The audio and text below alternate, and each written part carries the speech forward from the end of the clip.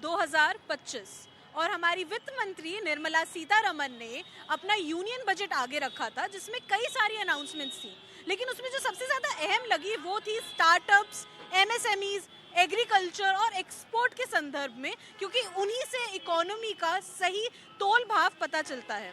अब यहाँ पर ये बात इम्पोर्टेंट हो जाती है जानने की क्या अनाउंसमेंट्स थी और क्या वो ग्रास रूट लेवल पे छोटे बिजनेसमैनों को मिल रही हैं। सबसे पहले तो ये अनाउंसमेंट्स करी गई थी कि ज़्यादा क्रेडिट दिया जाएगा छोटे बिजनेसेस, एमएसएमईज, स्टार्टअप्स के हाथ में। उसके बाद लेबर इंटेंसिव जो यूनिट्स होंगी जैसे फुटवेयर, लेदर, टेक्स पर ध्यान दिया जाएगा, उसके लिए एज ऑफ डूइंग बिजनेस भी लाई जाएगी। इसके अलावा एक क्रेडिट कार्ड अवेलेबल किया जाएगा माइक्रो बिजनेसेस के लिए। तो अब हम कानपुर में मौजूद हैं ये देखने के लिए कि यहाँ के बिजनेसमैन को क्या फायदा मिला, उनकी आगे आने वाले यूनियन बजट से क्या आशाएं हैं और उनके बिजनेस में इन पॉलिसीज की वजह से क्या तरक्की हुई और किन तरक्कियों की आशा वो लेके आज खड़े हैं। और ये सब देखने के लिए बने रहिए हमारे साथ इस बजट यात्रा पे।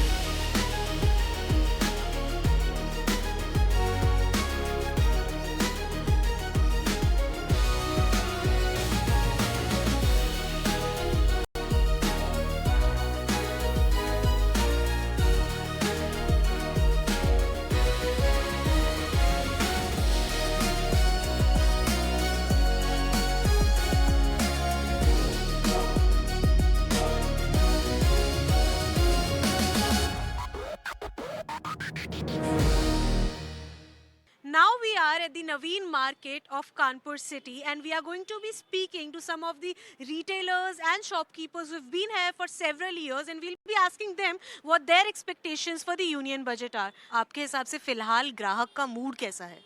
नहीं, ग्राहक तो थोड़ा पैनिक है ही, बिकॉज फ्लक्चुएशन बहुत ज़्यादा है, चाहे उनके ट्रेड में हो। तो जब जो सामने आता है उसके जेब में अगर उसकी पॉकेट पे फ्लक्चुएशन होगा तो ऑब्वियस है कि हमारे यहाँ उसकी स्पेंडिंग पावर में बहुत वेरीज आते हैं। और ये एक बहुत कन्फ्यूजन है कि बाज़ार अब ठीक होगा, लेकिन कहीं कुछ दिखता नहीं है कि कब ठीक होगा। सर, अगर मैं आपसे पूछूं तो जीएसटी के रिफॉर्म्स आने के बाद इसमें कुछ सुधार हुआ था, कुछ कंजम्पशन बढ़ा था? देखिए, आम आदमी के लिए इसमें बहुत ऐसा सच कोई सुधार नहीं है। इन जनरल बड़े बड़े लोगों के लिए हो सकता है। आम आदमी के लिए जैसे कोई चीज़ हम पहले 1000 की होती थी उसमें सिर्फ 12% टैक्स लगता था, अभी क्या 2500 के ऊपर कोई भी चीज़ जाती है उसमें 18% टैक्स है। जो शर्ट हम पहले 2200 की लेते थे आज वही शर्ट मुझे 2800 की पड़ती है।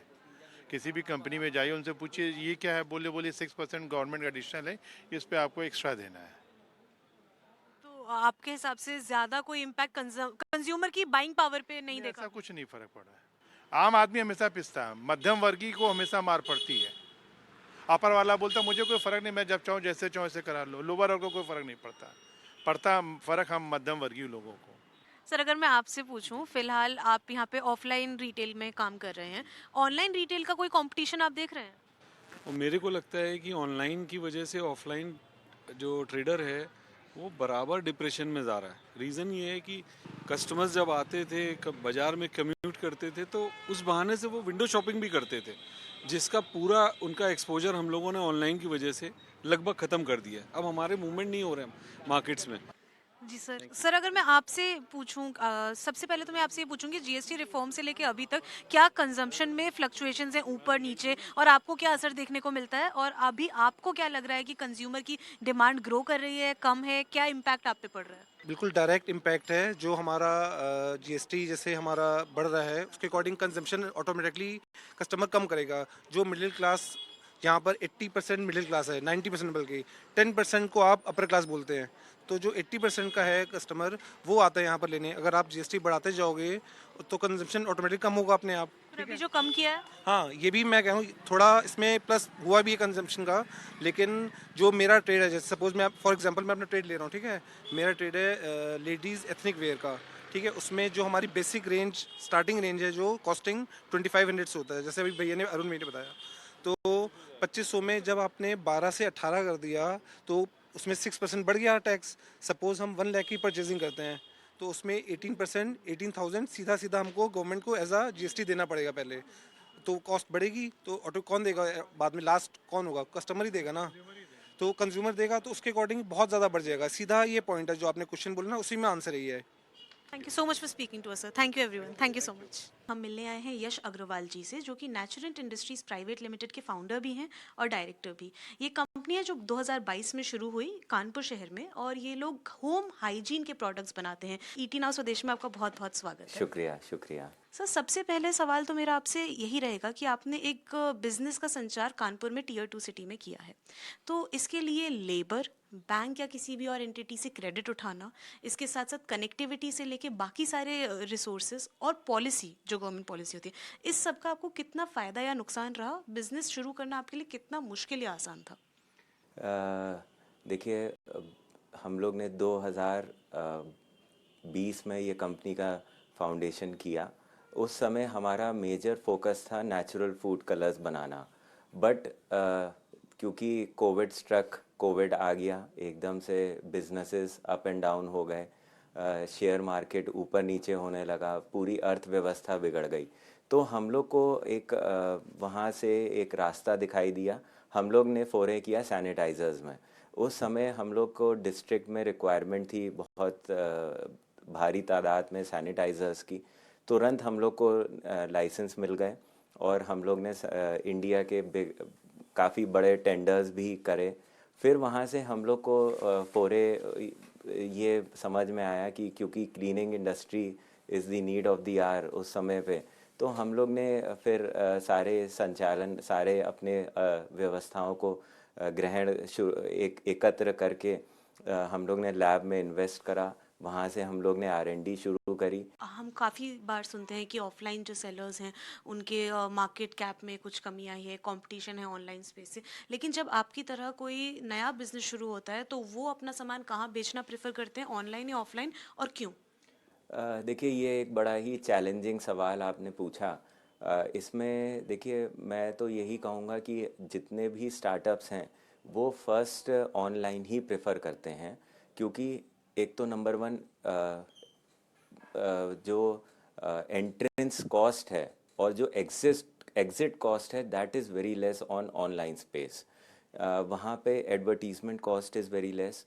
आपको अपना सिर्फ प्रोडक्ट शोकेस करना है, और बायर को अगर आपका प्रोडक्ट अच्छा लगा तो that is on the buyers discretion कि वो आपका प्रोडक्ट खरीदें और ट्राई करें। वेयर एज अगर आप ऑफलाइन स्पेस में जाएंगे तो बायर जनरली क्या होता है, जो शॉपकीपर उसको पुश करता है प्रोडक्ट को, बायर जनरली उधर की तरफ रुझान कर लेता है उस प्रोडक्ट को लेने में। और हम लोग ने एक ये भी देखा है, ऑफलाइन स्पेस में क्रेडिट बहुत बड़ी समस्या है। उसमें दुकानदार नए प्रोडक्ट अगर आप लेके जाएंगे, दुकानदार कहता है कि हमको तो नया प्रोडक्ट है, इसको मार्केट डेवलप करना पड़ेगा, तो हमें तो क्रेडिट चाहिए। तो वो 30 से 45 दिन का मिनिमम क्रेडिट मांगता है, जिसकी वजह से जो नए स्टार्टअप्स हैं उनका कैपिटल एक्सपेंडिचर बहुत हाई हो जाता है, और हाई होने की वजह से वो प्रेफर नहीं करते हैं ऑफलाइन स्पेस में। Thank you so much sir, आपने कई अहम मुद्दों पर अपनी बात बताई।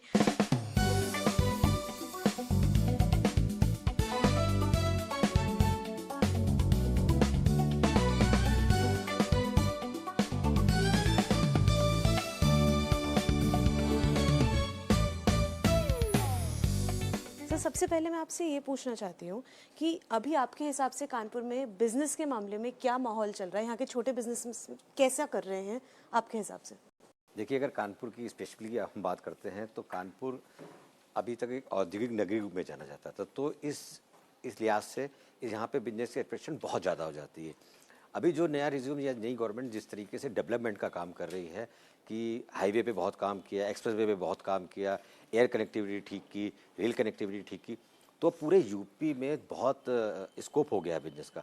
तो बहुत सा बिजनेस अब जो छोटी जगह से, कानपुर एज अ हब होता था 200 किलोमीटर, उसके आसपास कोई ऐसा बड़ा शहर नहीं था कि जिससे कि वहाँ पे कोई सुविधा हो। तो जब भी 200 किलोमीटर हम दायरे बात करते थे, तो चाहे वो एजुकेशन हो, चाहे वो मेडिकल हो, या शादी बारात होती थी उसकी परचेसिंग हो, तो कानपुर से होती थी। अब जब से कनेक्टिविटी गवर्नमेंट ने बहुत अच्छी कर दी है, तो छोटी छोटी जगह पे सारी सुविधाएं लोगों को अवेलेबल होने लगी। तो एक ये प्रॉब्लम कानपुर को फेस करनी पड़ी। आपके ग्रुप में और भी बिजनेसेस हैं, जैसे एजुकेशन है, मीडिया है, अपार्ट फ्रॉम केबल ऑपरेटिंग, उन सारे सेगमेंट्स में आप इस वक्त क्या देख रहे हैं कि ग्रोथ का स्कोप है या अभी इतना एक्सपेंशन का स्कोप नहीं मिल पा रहा है? देखिए, अगर आप आफ्टर ऑल हम पूरे बिजनेस की बात करें तो हर जगह हर साल कुछ ना कुछ ग्रोथ की गुंजाइश तो रहती है। गवर्नमेंट की जो लोकल बॉडी गवर्नमेंट है वो भी एक ही पार्टी की है, स्टेट की है, सेंट्रल की, तो बड़ा अच्छा कोऑर्डिनेशन चल रहा है। और जो हमारे मुख्यमंत्री माननीय योगी नाथ जी, उनका बड़ा फोकस है बिजनेस पे, बिजनेसमैनों पे बड़ा फोकस है कि उनको किसी भी तरीके की कोई प्रॉब्लम ना हो, उनको रियायत। तो पीछे का काफ़ी उन्होंने अमेंडमेंट भी कानूनों में किया, पॉलिसी में वो अमेंडमेंट किया। थोड़ी सी प्रॉब्लम लोकल एंड पे ब्यूरोक्रेसी पे आ जाती है, जहाँ पे कोई ऐसी रिजिड होकर पॉलिसी हो जाती है कि नहीं इसके ऊपर नीचे, वहाँ पे थोड़ी बहुत प्रॉब्लम होती है। बजट आ रहा है 1 फरवरी को, हमारी वित्त मंत्री बजट अनाउंस करेंगी। उससे पहले आपकी खुद की क्या आशाएं या एक्सपेक्टेशंस है? अगर 2-3 चीज़ें हम आपके फोकस पॉइंट पूछें एज अ बिजनेसमैन, तो आपको अभी किस चीज़ की ज़रूरत महसूस होती है? देखिए, अगर आप जीएसटी रिफॉर्म की बात करें जो अभी नवंबर में गवर्नमेंट ने किया है, तो गवर्नमेंट ने एक मिडिल क्लास और लोअर क्लास को ध्यान में रखते हुए बहुत इन्फॉर्म किए। लेकिन मुझे नहीं पता क्यों गवर्नमेंट की नज़र से ये मिडिल क्लास का एंटरटेनमेंट छूट गया।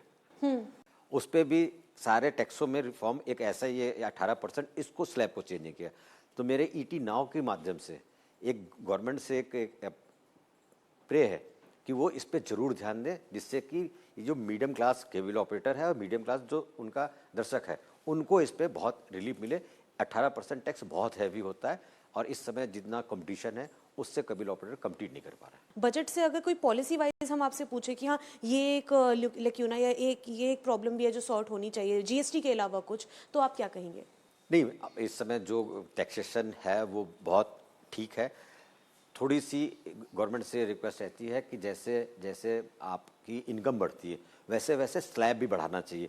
अभी जब गवर्नमेंट ने पीछे दिल्ली चुनाव से पहले जब रिफॉर्म किया था तो काफ़ी साल बाद आया था, तो गवर्नमेंट को हर 2-3-4 साल में, क्योंकि लोगों की इनकम बढ़ती है, गवर्नमेंट की सैलरी भी बढ़ती है, तो उसको ध्यान में रखते हुए ये टैक्स का स्लैब वो टाइम टू टाइम रिफॉर्म करना चाहिए। जी, बहुत बहुत शुक्रिया हमें बताने के लिए। Thank you so much. इसके आगे चल के हम ये भी बात करेंगे कि AKI टैनरी जो कि कानपुर में लेदर के प्रोडक्ट्स बनाती है और लेदर भी प्रोड्यूस करती है, उनके बिजनेस का क्या हाल है और उनकी क्या एक्सपेक्टेशंस और डिमांड है। इसके आगे चल के हम लोग लखपति दीदी इसके साथ एक चौपाल करेंगे जिसमें हम महिलाओं से बात करेंगे कि सरकार की स्कीम से उनको क्या क्या फ़ायदा हुआ है। और इसके आगे भी हम गोल्डी मसाले के मैनेजमेंट से बात करके आपको बिजनेस का कानपुर में क्या हाल है वो बताते रहेंगे।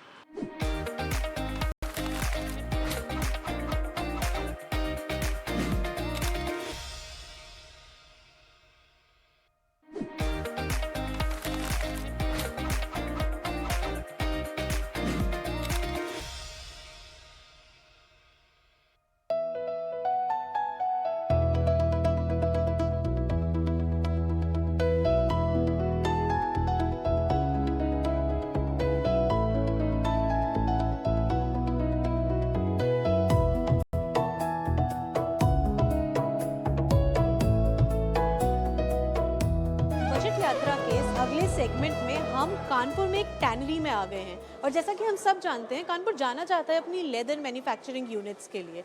अभी हम खड़े हैं AKI इंडिया लिमिटेड की एक मैन्युफैक्चरिंग यूनिट्स में, एक फुटवेयर मैन्युफैक्चरिंग यूनिट है और हम बात कर रहे हैं उनके CFO मिस्टर प्रमोद शर्मा से। Sir welcome to ET now Swadesh. Thank you very much. तो ये बताइए कि आप यहाँ पे कितने साल से जुड़े हुए हैं और इतने टाइम में आपने लेदर के कारोबार को कानपुर में कैसे बदलते हुए देखा है? मैं इस इंडस्ट्री से लगभग 18 साल से जुड़ा हुआ हूँ। अब इन 18 साल में तो लेदर इंडस्ट्री में बहुत ज़्यादा ग्रोथ हुआ है, नो डाउट। और अगर मैं अपने 18 साल का टेन्योर देखता हूँ तो लगभग 2.5 टाइम्स ज़्यादा हुआ है। सर अगर अभी बजट आने वाला है जी। फर्स्ट को हमारी जो वित्त मंत्री है वो बजट आगे रखेंगे जी। तो एक बिजनेस, ऐसे बिजनेस से जुड़े हुए रहना जो कि एक रीजन में ज़्यादा फेमस है और मान लीजिए एक छोटी छोटी मैन्युफैक्चरिंग यूनिट से ज़्यादा जुड़ा हुआ है, एम्प्लॉयमेंट दे रहा है, आपके हिसाब से क्या चीज़ आनी चाहिए बजट में? बजट में कुछ चीज़ों को देखना वित्त मंत्री जी के लिए ज़रूरी है। पहली चीज़ ये है कि चूँकि हमारा MSMEs है और इधर अभी जो टैरिफ वॉर जो चला उसके चलते, और क्या है कि जो हमारा जैसे फुटवेयर इंडस्ट्री को लेते हैं तो वियतनाम, बांग्लादेश और थाईलैंड, ये 3 जगह हैं जहाँ पर फुटवेयर काफ़ी बनता है। अभी चाइना से तो लगभग ख़त्म हो गया है, तो लेकिन वहाँ पर ड्यूटी बहुत कम है। तो इसलिए हम उनसे भी कॉम्पिटिटिव नहीं है। और इंसेंटिव्स भी काफ़ी कम है, जैसे कि वो हमारा इंटरेस्ट सबवेंशन होता था पैकिंग क्रेडिट पर, तो वो जो कॉस्ट ऑफ मनी लगभग आ जाती थी वो लगभग 4.5% के आसपास आती थी, अभी वो भी ख़त्म हो गई है, तो उसको भी लॉन्च करना ज़रूरी है। इसके अलावा भी अगर क्रेडिट उठाने की बात हो, लोन उठाने की बात हो, तो वो आसान है आपके जैसे बिजनेस के लिए या मुश्किल है उसमें? नहीं, क्रेडिट उठाने में तो दिक्कत नहीं आती है, आपका बिजनेस सेटअप पे ऐसा सच नहीं है, अभी बैंक्स भी काफ़ी कॉम्पिटिटिव हो गई हैं, तो है मिल जाता है, लेकिन कॉस्ट ऑफ जो फंड है ना वो कॉस्टली पड़ता है। अगर गवर्नमेंट हम इंटरेस्ट में कुछ सब्सिडाइज करते हैं तो हमको आराम होता है, या किसी और शेप में वो इंसेंटिव्स देते हैं। ड्रॉबैक पहले बहुत अच्छे खासे होते थे, 10% के ऊपर होते थे, अभी 2% 2.5% एक्सपोर्ट इंसेंटिव्स मिल रहे हैं, इस पर भी गवर्नमेंट को थोड़ा देखना चाहिए, क्योंकि लेदर सेक्टर एक ऐसा है जो कि जीडीपी में हम 2% का कंट्रीब्यूट करते हैं लगभग, और फॉरेन करेंसी अच्छा खासा अर्न करते हैं, और लेदर इंडस्ट्री के ग्रोइंग है और डिमांड ही बढ़ता है, क्योंकि 20% जो लाइव स्टॉक है दुनिया का वो हमारे इंडिया में है। तो आने वाले दिन में चीज़ें नहीं हो सकती, क्योंकि कई चीज़ें फुटवेयर में भी देखें, फुटवेयर कंजम्पशन में हम सेकंड लार्जेस्ट हैं, और इवन फुटवेयर मेकिंग में भी हम सेकंड लार्जेस्ट हैं दुनिया में। तो अगर इस पर ग्रोथ करते हैं, आगे बढ़ते हैं, क्योंकि चाइना से जो दिक्कत हुआ है, चाइना ने जो गैप आया है उसको हम अच्छे से फुलफिल कर सकते हैं अगर गवर्नमेंट प्रॉपर सपोर्ट करे। इसके अलावा आपका मार्केट क्या है? मेजरली इंडियन मार्केट है या फॉरेन मार्केट है? आप ऑनलाइन है, ऑफलाइन है, क्या? नहीं, ऑफलाइन ही है। मेजर मार्केट हमारा जो एक्सपोर्ट का ही है वो लगभग 4.5, अभी 2025 में तकरीबन 5 आप बिलियन समझ सकते हैं, 5 बिलियन के आसपास का एक्सपोर्ट था, और जो कि 30 में हम लोगों ने इंडस्ट्री की बात कर रहे हैं? पूरी लेदर इंडस्ट्री की, मैं लेदर इंडस्ट्री की बात कर रहा हूँ, जिसको कि एक्सपेक्ट किया है हमने 2030 में कि 20 बिलियन तक जाएंगे। अभी 2020 तक आपको जो इसे लेके जाना है, ऑलमोस्ट 3 टाइम्स ज़्यादा बढ़ा देना है, इसमें आपको क्या ऑब्स्टेकल आ रहा है सबसे ज़्यादा मेजर, कि हाँ ये हट जाए तो थोड़ा आसान हो जाएगा?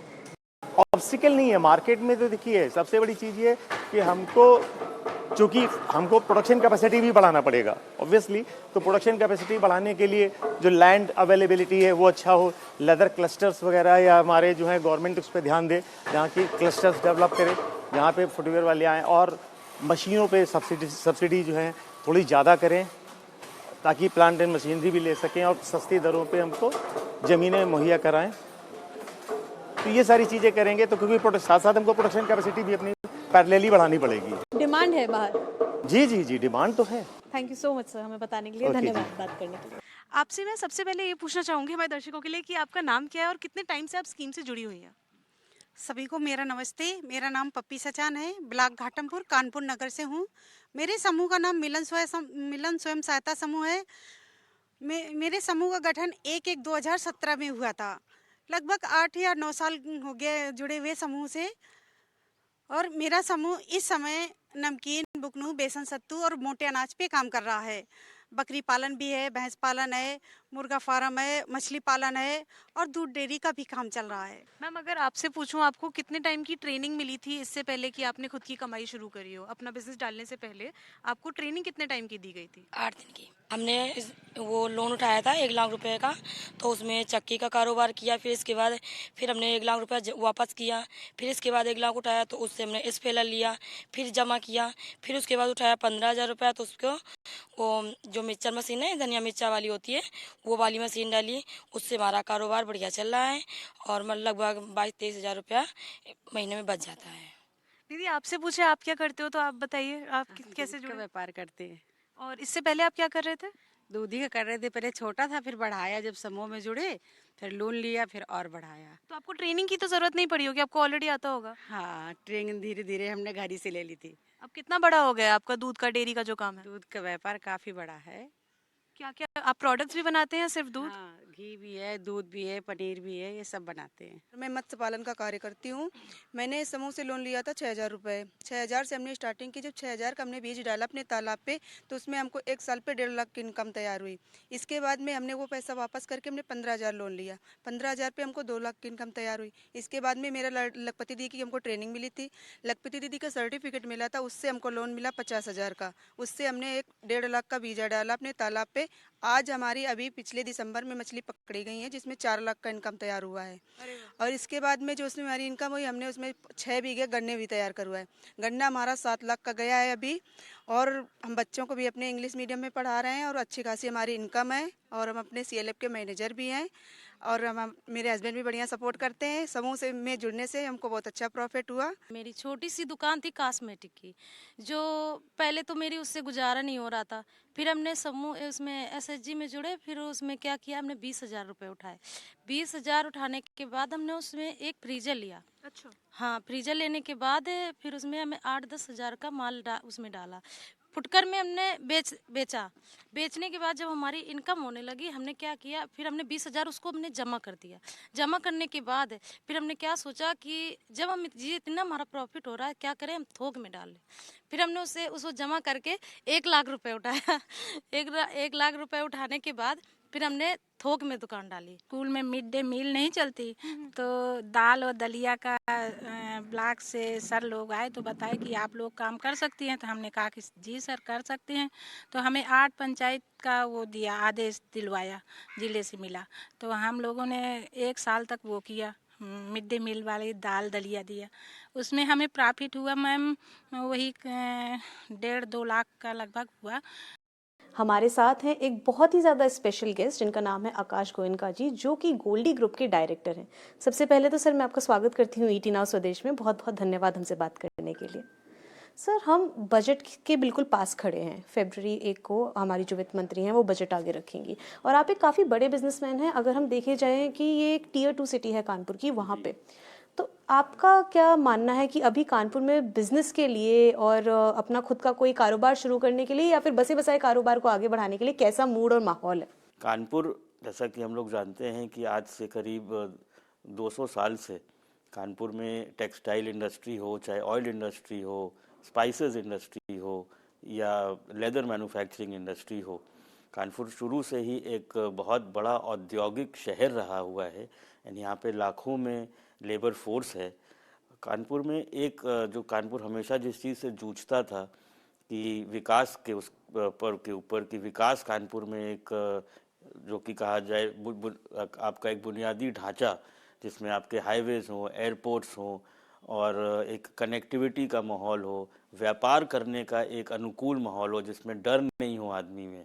तो उसके लिए मैं अपनी गवर्नमेंट को बहुत बहुत धन्यवाद देता हूं और इस बात का आभार व्यक्त करता हूं कि जो आज के दिन उत्तर प्रदेश में एक काम करने का माहौल बना है। तो मैं प्राउड से कह सकता हूं, कहीं भी जाऊं, कि आज मैं उत्तर प्रदेश से हूं और मैं कानपुर से हूं। अब आपके प्रोडक्ट्स की बात करें तो जैसा कि हम जानते हैं कि अभी रॉ मटेरियल्स जो चाहिए होते हैं फूड प्रोडक्ट्स या फूड इंडस्ट्री में काम करने के लिए या प्रोडक्शन करने के लिए, वो रॉ मटेरियल से लेके इंपोर्ट से लेके ट्रांसपोर्टेशन तक का कॉस्ट थोड़ा हाई पे जा रहा है। तो उसकी वजह से आपको अपने प्रोडक्शन कॉस्ट बढ़ते हुए नज़र आ रहे हैं। क्या वो फिर बाद में प्रोडक्ट महंगा हो जाता है, क्या फिर कंज्यूमर पे भी आपको दिखता है कि यहाँ कुछ असर आया उस महंगाई का? इस सब से आप कैसे डील कर रहे हैं? कि आज के दिन सबसे पहले जब हम एक सेल्स टैक्स के ज़माने में थे, वहाँ से हम उभर के VAT के ऊपर आए, और वैट से उसके बाद गवर्नमेंट ने बहुत ही सकारात्मक एक जो बहुत ज़्यादा जिसका विरोध भी हुआ, जो एक GST लेके आए। उससे सबसे बड़ा फ़ायदा ये हुआ कि आज पूरे देश में किसी भी प्रदेश में अगर कोई भी मैन्युफैक्चरर है तो वो अपने प्रोडक्ट्स को पूरे देश में उसी सेम टैक्सेशन पे बेच सकता है, जो कि पहले के जो डिफरेंशियल टैक्स थे अलग अलग प्रदेशों में, उसमें ये मुमकिन नहीं था। उसमें एक मैन्युफैक्चरर दूसरे प्रदेश में बेचने के लिए उसको एक अलग से इन्वेंट्री मेंटेन करनी पड़ती थी, अलग MRP का माल था, जिसमें कई बार होता था कि एक MRP दूसरे MRP से मिक्स हो जाए, और फिर जो वहाँ का लोकल मैन्युफैक्चरर था उससे कम्पीट करना उसको बहुत मुश्किल था। जो कि आज के दिन GST में पूरे देश में एक रेट होने से ये बहुत फ़ायदा हुआ है, जिसमें आप अपनी पूरी एनर्जी अपने प्रोडक्ट पे उसको और कैसे बेहतर बना सकते हैं, उसकी कैसे क्वालिटी अच्छी कर सकते हैं, उस पर पूरा फोकस गया है। इसमें अब बात करें अगर इंपोर्ट की, तो डेफिनेटली आज हमारे स्पाइसेस बिजनेस में ऐसे कुछ मसाले हैं जो कि हिंदुस्तान में या तो नहीं उगते हैं या इंडस्ट्री और डिमांड के हिसाब से बहुत कम उगते हैं। इसकी वजह से हम स्पाइसेस मैन्युफैक्चरर के पास कोई विकल्प नहीं बचता है उसको इंपोर्ट करने के लिए। तो काफ़ी दशकों से इन मसालों के ऊपर एक एवरेज में जो 30% का टैक्स स्लैब है, किसी में 25 है, किसी में 35 है, आज भी वही प्रेवलेंट है, जो कि आसपास के देशों में नहीं है। तो अगर उस टैक्स स्लैब को अगर सरकार देखे, यहाँ के मैन्युफैक्चरर्स और जो ग्रोवर्स हैं उनका अहित ना होते हुए, जो कि मेरे हिसाब से नहीं होगा क्योंकि यहाँ उतना नहीं उगता है, तभी हम विवश होते हैं उसको बाहर के देशों से खरीदने के लिए। तो मुझे पूरा विश्वास है, सबसे पहले तो उसमें हमारे देश के जो ग्राहक हैं उनको वो प्रोडक्ट कम मूल्यों में मिलेगा, क्योंकि 30% एक बहुत बड़ा टैक्सेशन है, और उसी के साथ पूरे विश्व के बाज़ारों में हम लोग को प्रतिस्पर्धा करने में एक बहुत बड़ा वेपन मिलेगा कि हम भी जिस रेट के ऊपर दूसरे देशों के मैन्युफैक्चरर्स उसको इंपोर्ट कर रहे हैं, हम भी उसी रेट पे उसको इंपोर्ट कर पा रहे हैं। Thank you so much sir, हम उम्मीद करेंगे कि आपकी बात हमारे माध्यम से आगे जाए और इस पे कुछ कार्यवाही हो। थैंक यू सो मच, धन्यवाद हमसे बात करने के लिए। Thank you. कानपुर का बजट यात्रा का पूरा एपिसोड संभावनाओं से घिरा हुआ था। एक तरफ हम लोगों ने देखा कि मार्केट में रिटेलर्स की क्या हालत है, वो लोग किस तरह की उम्मीद सरकार से लगाए हुए हैं, तो दूसरी तरफ उन्होंने ये बात भी बताई कि वो काफ़ी ज़्यादा जूझ रहे हैं ऑनलाइन सेलर्स के कंपटीशन से। इसकी एक दूसरी पिक्चर हमें दी स्टार्टअप फाउंडर्स की तरफ से, जिन्होंने हमें ये बताया कि उनके लिए आसान है ऑनलाइन स्पेस में अपने सामान को जल्दी लाना। इसके अलावा हम लोगों ने लखपति दीदी स्कीम जैसी अलग अलग सरकार की जो योजनाएं हैं जिनसे महिलाओं को मुनाफा हुआ है, उन स्कीम्स की बेनिफिशियरी औरतों से भी बात करी, जिसके बाद पता चला कि किसी ने मसालों का कारखाना खोल रखा है, तो किसी ने नमकीन का, किसी ने कॉस्मेटिक्स का काम शुरू कर रखा है, तो किसी ने सोलर पैनल्स का। इसके अलावा हम लोगों ने देखा कि कानपुर जिस चीज़ के लिए जाना जाता है, यानी लेदर की मैन्युफैक्चरिंग यूनिट्स, उनमें किस तरह से काम चल रहा है और उन लोगों की खुद की क्या डिमांड्स हैं। सिर्फ यही नहीं, इसके अलावा हम लोगों ने यहाँ पर गोल्डी ग्रुप के मसालों की फैक्ट्री में भी आकर बातचीत करी, जिसके बाद ये पता चला कि यहाँ से कनेक्टिविटी का कितना फ़ायदा हुआ है, बिजनेसेस कैसे ग्रो कर रहे हैं, उनकी मेजर डिमांड्स क्या हैं, इंपोर्ट से उनको कितना फ़र्क पड़ा है, और बाकी ऐसी सारी चीज़ें, जिससे हमें ये समझ आता है कि कानपुर शहर एक बिजनेस हब की तरह डेवलप तो कर रहा है, लेकिन उसको कई सारी चीज़ों की ज़रूरत है। जहाँ की कुछ लोग बात करते हैं जीएसटी के रैशनलाइजेशन की, जो कि एक नॉर्मल चीज़ है किसी भी बिजनेस ग्रुप में बात करते वक्त। उसके अलावा कुछ लोग ये भी कहते हैं कि उनको ब्रांडेड जो उनका सामान है उसे अनब्रांडेड सामान से किस तरह से अलग से पहचाना जाए, उसको क्या फ़ायदा मिलना चाहिए, अनब्रांडेड को कैसे रोका जाए, कनेक्टिविटी के क्या फ़ायदे हैं, क्या नुकसान है।